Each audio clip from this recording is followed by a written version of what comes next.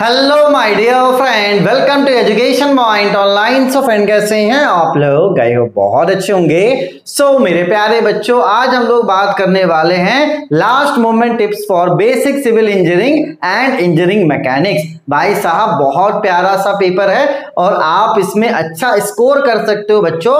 बस शॉर्टकट वगैरह आपको क्या करना है, अवॉइड करना है। और आप एक बात आप समझ लो कि जब भी आप पढ़ने बैठोगे मेरे प्यारे बच्चों, तो 4-4 घंटे के स्लॉट में बैठना, ठीक है। चलो, तो बीएमई का पेपर आपका हो चुका है और आपके पास टाइम क्या है बेटा, मैं उसके बारे में बात करता हूं।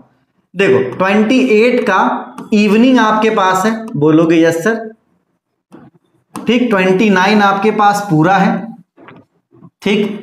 30 आपके पास पूरा है और 31 को मैं क्या कर रहा हूं बेटा, दो हिस्सों में बांट दे रहा हूं। 31 का मॉर्निंग, ठीक, ये मैं हिस्से में बांट दे रहा हूं। बाकी जो रेस्ट ऑफ द डे बचा हुआ दिन, देखो यार, बेसिक सिविल इंजीनियरिंग मैंने बहुत प्यार से पढ़ा है। मैकेनिक्स तो आप छोड़ दो, अभी मैकेनिक्स के बारे में कुछ भी नहीं बोलूंगा।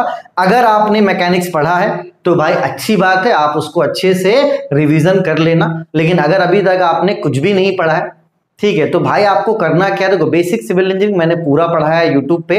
आपको क्या करना है बेटा, 4-4 घंटे के स्लॉट में बैठना है, ठीक, और लेक्चर्स को 2x में अटेंड करना है, ठीक है। क्योंकि देखो, कहीं ना कहीं मैंने वहां पे समझाया है, तो अगर आप समझ कर जाओगे तो वहां पर लिख कर आ पाओगे। क्योंकि जब आप रट्टा मारते हो तो इतना रट्टा मारोगे तो आपके साथ इतना ही वो जाएगा, ठीक है। तो आपको क्या करना है, समझने की कोशिश करना है। जहां पर फिगर है बेटा, वहां पर फिगर आपको अच्छे से बनाना है। साथ ही साथ बेटा न्यूमेरिकल्स भी मैंने करवाया और न्यूमेरिकल आता है, न्यूमेरिकल्स मैंने करवाया और न्यूमेरिकल्स आता है, तो न्यूमेरिकल्स को भी आपको अच्छे से प्रैक्टिस करना है। कुल मिलाकर देखा जाए तो आपके पास 3 दिन है, ये 28, 29, 30 और ये 31 का मॉर्निंग, ये आपके पास है। इसमें क्या करो भाई साहब, आप जाओ, मैं लिंक आपको डिस्क्रिप्शन पे देता हूं। यूनिट नंबर 1 छोटा है, आप उसे पूरा कवर अप करो। यूनिट नंबर 2 बड़ा है, उसको आप पूरा कवर अप करो। यूनिट नंबर 3, बस आप इतना पढ़कर जाओ। पूरा सिविल मैंने पढ़ा दिया है, वो भी अच्छे से पढ़ा है। और जो बच्चा इंपॉर्टेंट के चक्कर में रहने वाला है बेटा, वो फंस जाएगा। क्योंकि क्वेश्चन अल्टर पूछ रहा है, कुछ भी पूछ रहा है बेटा, तो इंपॉर्टेंट के चक्कर पे मत रहना। मैं फिर से आपको बोल रहा हूं, 3 यूनिट आप पढ़ सकते हो क्योंकि एग्जाम में गैप है। मैं आपको उतना ही टास्क देता हूं बच्चों जो आप कर सकोगे। अगर आपने मैथमेटिक्स पढ़ा तो आपको पता होगा कि भाई किस तरीके से मैं चीजों को मैनेज करता हूं, तो अभी आप कर सकते हो, मुझे विश्वास है। बस जब भी बैठना 4 घंटे के स्लॉट में बैठना, ठीक है। यहां पर आप बैठ जाओ 4 घंटे, 28, 29 को बैठ जाओ 10 घंटे, 30 को बैठ जाओ 10 घंटे और यहाँ मॉर्निंग में आप 2 घंटे दे दो। कितने हो गए, 2 12 और आपके 22 और 4 कितने हो गए, 26। तो भाई 26 घंटे में तो ये पूरा सिलेबस कवर अप हो जाएगा, ठीक है। बस आपको ये ध्यान देना है कि जितना भी आप पढ़ो, आपको क्या करना है, 31 का जो मॉर्निंग के बाद का स्लॉट है, सिर्फ और सिर्फ रिवीजन करना। बस ये बात आप ध्यान रखना। बच्चे क्या है ना यार, लास्ट डे तक पढ़ते रह के चले जाते हैं, रिवीजन नहीं करते, तो एग्जाम में ना उसको कन्वर्ट नहीं कर पाते।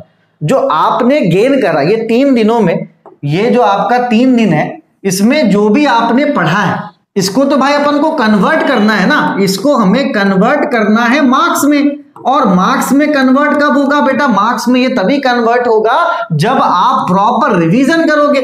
क्योंकि विदाउट प्रॉपर रिवीजन ये कन्वर्ट नहीं होने वाला है ना। विदाउट प्रॉपर रिवीजन ये कन्वर्ट नहीं होने वाला, इस बात को आप ध्यान रखना। तो आप देख लो बेटा, 31 के मॉर्निंग तक अगर आप 2.5 यूनिट तक पढ़ते हो उतना ही पढ़ के जाना। लेकिन शाम में क्या करना है बेटा, आपको सिर्फ और सिर्फ रिवीजन करना है, ताकि जो आपने पढ़ा है उसको आप मार्क्स में कन्वर्ट करके आ पाओ। फिगर वगैरह जो होंगे बेटा, उसको आप अच्छे से पेंसिल से बड़ा बड़ा बनाना। और आपको जो चीजें मैं समझा रहा हूं आप अपने वर्ड्स में भी लिखकर आ सकते हो। ऐसा कोई जरूरी नहीं कि जो मैंने थ्योरी लिखवाया है वही थ्योरी आपको लिखना है। आप अपने मन से भी नोट्स वगैरह कर सकते हो, ठीक है ना। चलिए, अपने और अपनों का आप खूब ख्याल रखिए। Take care, bye bye, Tata.